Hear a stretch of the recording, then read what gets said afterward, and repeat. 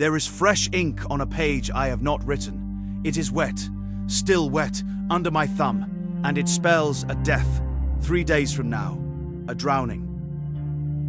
Some books keep the days. This one keeps us.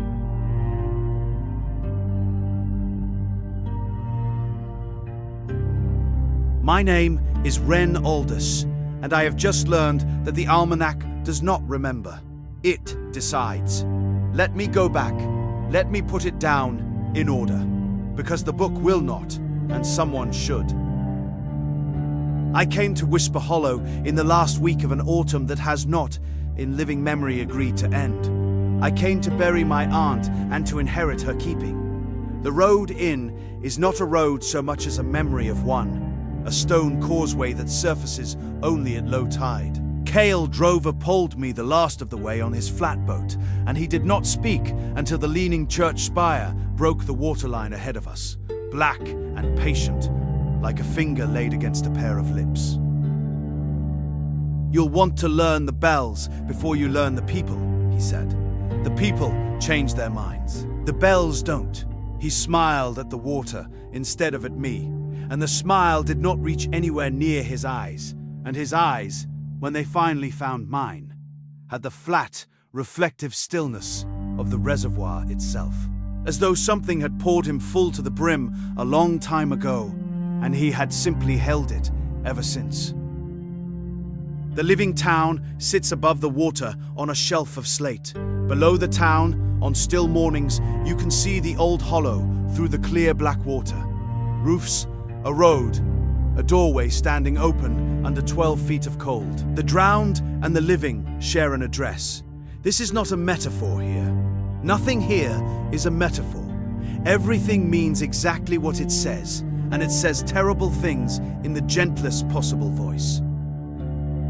My aunt's house smells of beeswax and cold stone and the particular dust of paper that has been turned by the same hands for 50 years.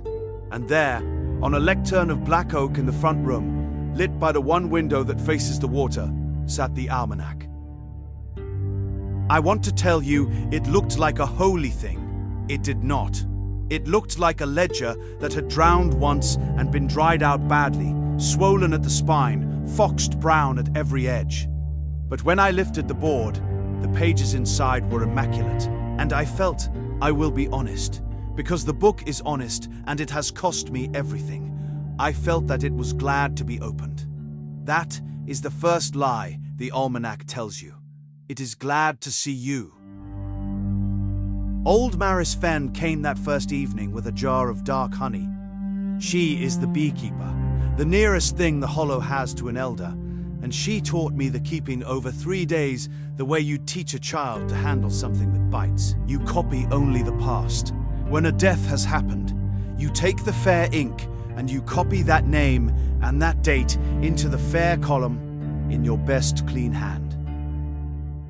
This is the keeping.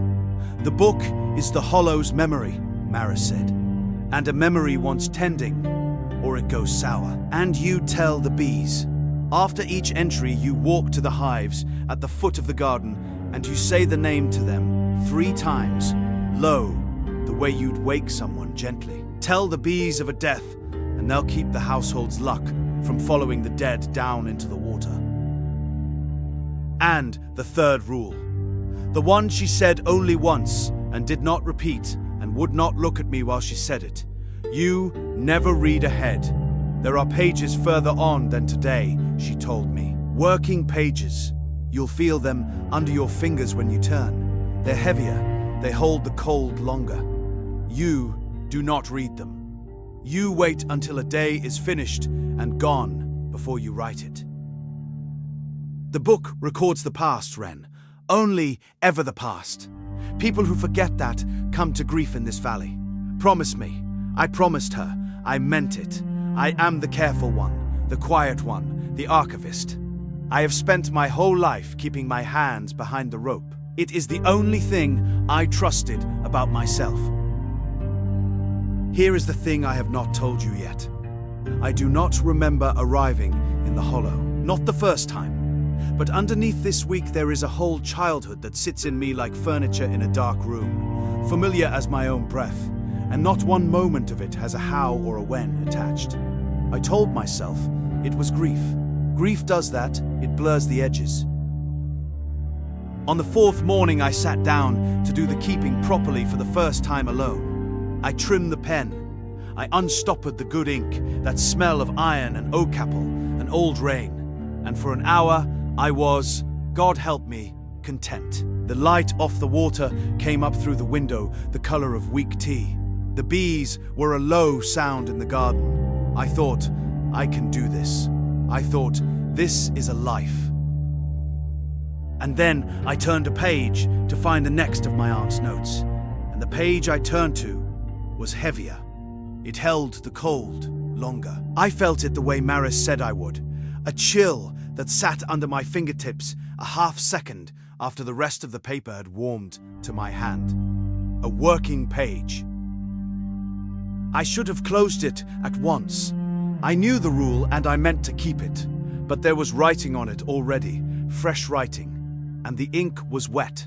You cannot unsee wet ink. It has a sheen, a held breath of light along the wettest stroke, and your body knows, before your mind agrees, that whatever made it was here, in this room, moments ago.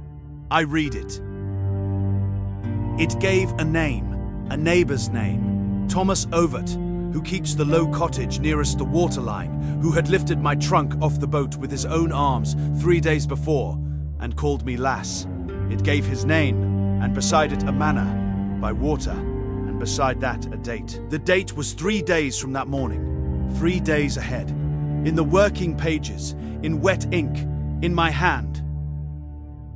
I did not guess this. I am a copyist. I have spent 10 years matching hands, telling the forger's flourish from the true one. The R's slant. The cross of the T lifts away to the right and trails. The tail of the Y hooks left, always left. Every tell was there, every single one.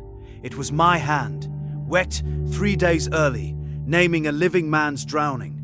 And it was mine, and I had not written it. I sat very still. The bees went on in the garden, that low and patient sound. And I remember thinking that I had not yet told the bees of anyone, that I had not earned the right, that the bees did not know me yet. I told myself it was a forgery. The alternative was not a thing a person could do, and so it could not be true. And so I stood up, with the special bright certainty of someone refusing the obvious, and decided I would prove it false. I would warn Thomas Overt. The future cannot be written. It cannot be written because no one has lived it yet to copy it down.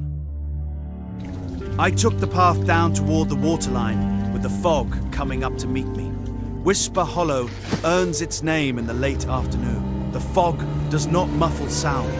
It carries it, thins it, brings you the click of a latch from across the whole valley as if it was spoken into your ear. And as I came down the slate toward the low cottages, I heard, under the lap of the reservoir, a sound I had heard only once before in my life. I heard bees. Not one, not a few, a swarm. The dense, layered, holy roar of the whole colony moved at once. And it was wrong. It was coming from the wrong place. From Thomas Overt's low cottage, where there had never been a hive, where there was only a man who had lifted my trunk and called me lass. I came around the last lean of slate. His door stood at the bottom of the path, grey wood swollen with damp, and the bees were on it, all of them, a living skin of them, deep and seething and utterly, utterly silent. For they had stopped. The roar had been the coming, and now they had arrived, and they were still, gathered on his door in a single breathing dark mass, the way they gather only at a house where a death has been told to them, where a death has already been told, 3 days early, as if the page were not a warning at all, as if it were a memory, and from up the hill behind me, soft and exactly once, the town bell rang.